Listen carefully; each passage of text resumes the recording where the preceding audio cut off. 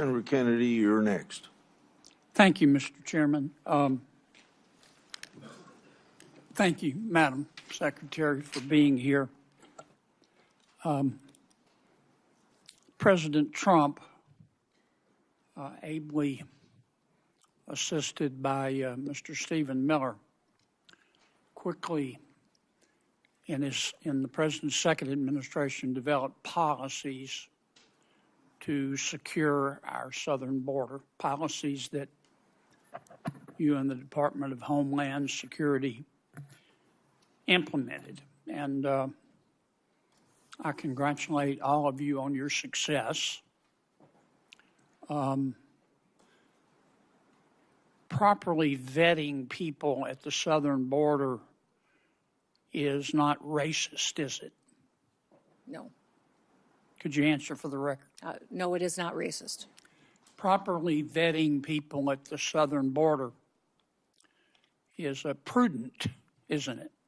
Yes, sir, it is.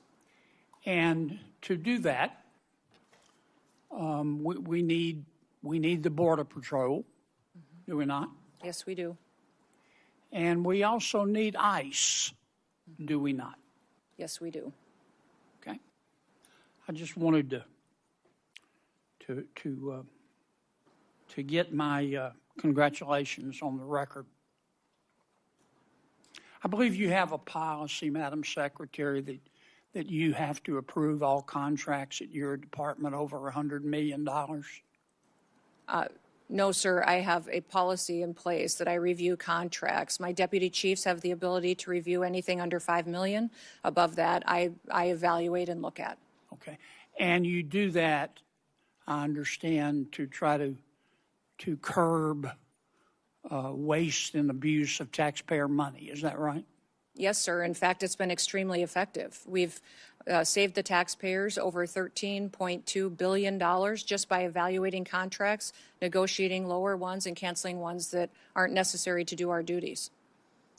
How do you square that concern for waste, which I share, with the fact that you have spent $220 million running television advertisements that feature you prominently?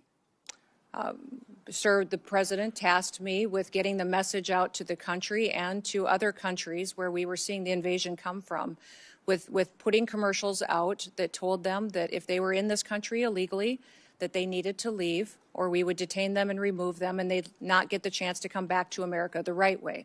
That has been extremely effective. Ask you to run these advertisements, is that right? We had that conversation, yes, before I was put in this position and sworn in and confirmed, and since then as well.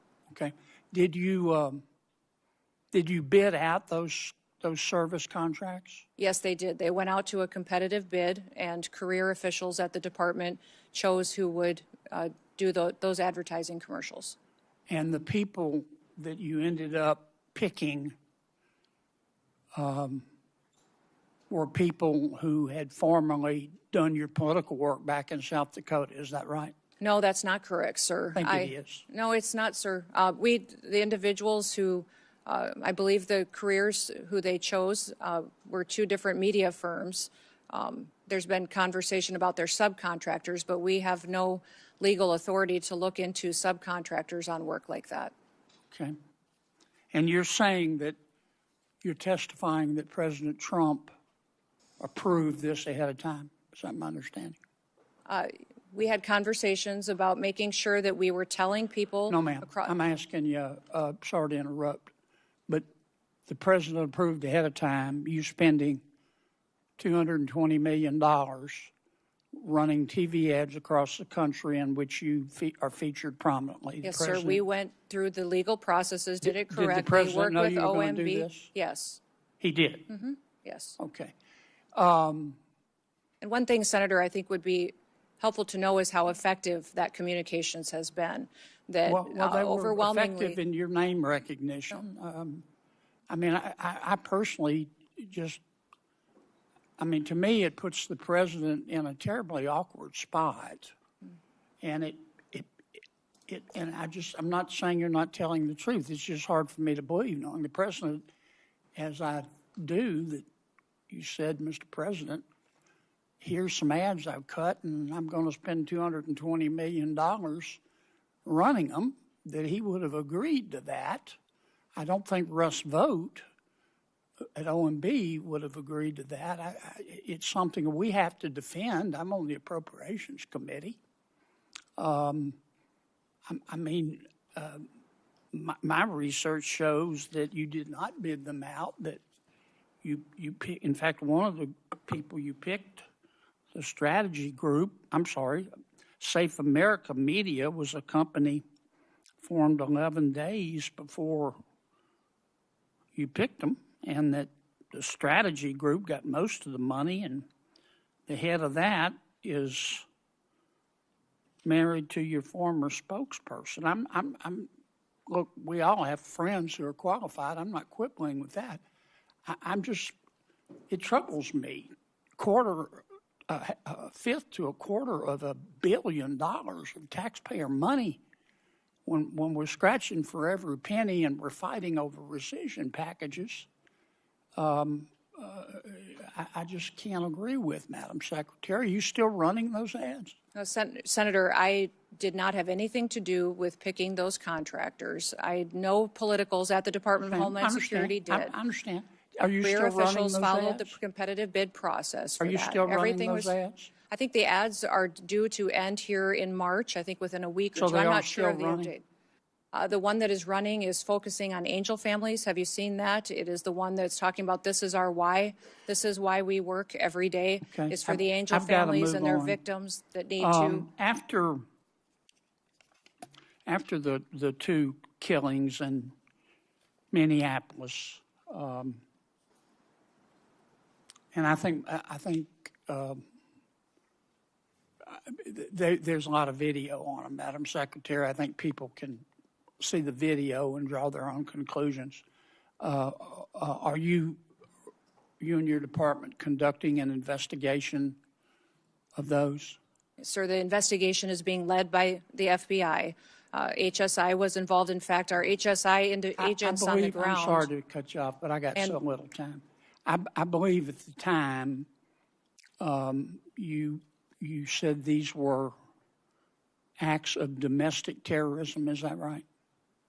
Sir, in answer to questions at the press conference that afternoon, it was that it appeared to be. Yeah, but you said these appeared to be acts of domestic terrorism. And as I've said previously in this hearing, is that first, Madam Secretary, did you say we're getting that? I think information from a chaotic reported. scene on Did the you say ground that? and relaying information to the American people. Okay. Now, again, those videos are public. People can draw their own conclusions. I think it'd be safe to say you got some pushback on that. Mm-hmm. Would that be fair? Yes, sir. And you had some criticism. I'm not saying the criticism was accurate or inaccurate. I think you did. What got my attention was that you blamed those statements on Mr. Stephen Miller at the White House. Did you not? No, sir, I did not.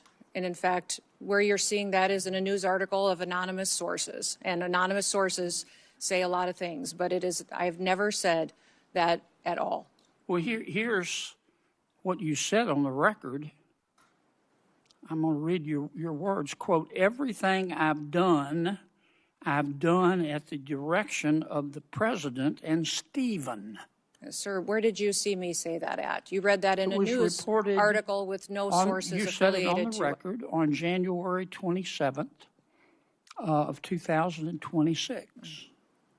Did I read your words accurate? I enjoy working with the president and with Stephen Miller, and that day we were working to get as much information to the American people as possible.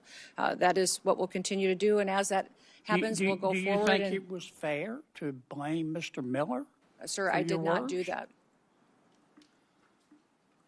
You're reading from a newspaper article with anonymous sources. Are you denying that you said that? Sir, I'm not going to speak to that situation that is relayed on anonymous sources that No This one wasn't has heard me anonymous. say that. It was you. No. Who I mean, you reported said that it. to that newspaper? They're quoting you on the record, saying it's Stephen's fault. Thank you, Mr. Chairman.